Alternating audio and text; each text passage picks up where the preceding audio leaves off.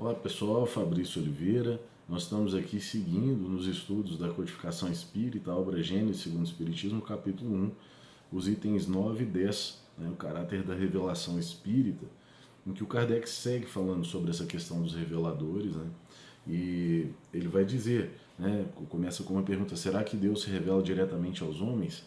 E ele traz várias possibilidades aí de serem os anjos intermediários e outros espíritos, em consequência, como se fosse uma cascata hierárquica, forem trazendo esses pensamentos e revelações até a mente humana. Ele fala também que os reveladores em si, eles podem trazer diferentes cabedais de instrução e que muitas vezes parte do conteúdo que eles trazem são fontes do seu próprio desenvolvimento moral e intelectual também, mas que muitas vezes isso pode ocorrer junto com o processo de inspiração. Ele chega a dizer mais ou menos que todo revelador é basicamente um médium, por seus conhecimentos, mas por minimamente estar inspirado. A gente ouve muito relatos na ciência, os sonhos como mecanismo de revelação, em que as pessoas sonham com símbolos, etc. Isso na medicina acontece, a questão do anel de benzeno, tem outras histórias muito interessantes, em que o sonho é uma dessas formas de acessar uma visão psicológica, talvez um inconsciente coletivo, talvez entrando em contato com espíritos, mas esses símbolos aí que chegam e ajudam as pessoas a solucionar enigmas.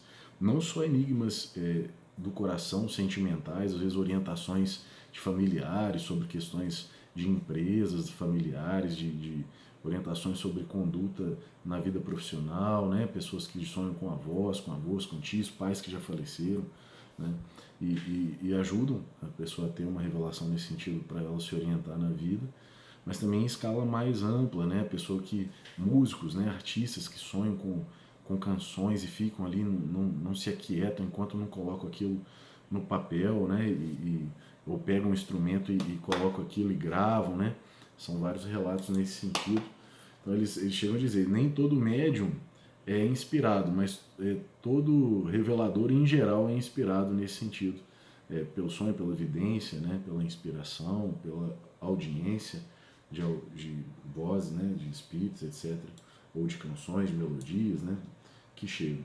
E no item 10 ele continua desenvolvendo essa coisa de ter cuidado com a revelação, como o João diz, ele ainda traz para nós a referência, a primeira epístola de João, no capítulo 4, no versículo 1, ele fala: amados, não acrediteis em todos os espíritos, vede antes se os espíritos são de Deus. Então, assim, você sai dessa primeira conversa, será que existe espírito ou não? O João já não está falando nesse nível, ou seja, já não é uma questão de crença já, ele já está falando da experiência dele, falando, existem espíritos, a gente sabe que uma grande parte da humanidade ainda está nesse nível e está tudo certo, cada um no seu nível de questionamento, mas João já está num nível bem mais avançado que muitos de nós. Já não é conversa de se existe vida após a morte ou não, se espírito comunica ou não, ele já está falando aí para quem estuda e para quem está caminhando nessa interface entre mundo físico e mundo espiritual. É o seguinte, meu filho, toma cuidado, porque muito espírito que está se comunicando com você pode estar só reforçando as suas paixões, pode estar reforçando as suas más tendências, O Kardec explora isso numa outra parte do livro dos Espíritos, falando sobre o papel da influência dos espíritos na nossa vida, que é uma forma também de desenvolvimento do nosso livre-arbítrio.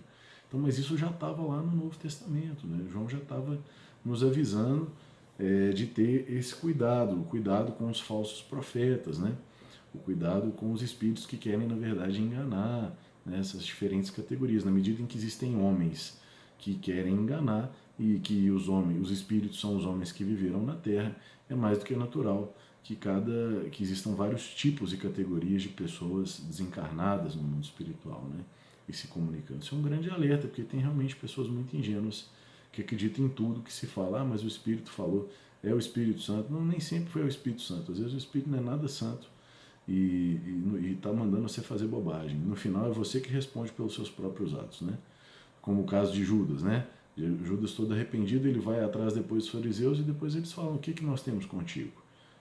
Você que entregou, você que fez a bobagem. Então, por mais que você queira responsabilizar um terceiro, quer seja ele encarnado, fulano mandou fazer e tal, ou um desencarnado, no final das contas nós nós é que somos responsáveis pelos nossos próprios atos, né? E devemos responder por eles aí na medida das nossas condições morais e intelectuais, né? E por fim, a ideia de que existe a revelação por ser divina, ela é imutável, é eterna. Se algo tem que ser corrigido é porque aquilo ali não é totalmente divino. Ele dá o exemplo do Decálogo. Os 10 mandamentos de Moisés permanecem na humanidade, né? O que ele depois, com as outras obras, as outras leis, chamadas leis mosaicas, que ele cria, são leis humanas. Essas são passíveis de modificação. Mas esse decálogo estrutura, inclusive, a justiça humana, o direito humano, hoje em várias nações, né? Isso é maravilhoso, né? Ou seja, o que é perene, ou seja, a verdade ela é filha do tempo, né? E não só da autoridade.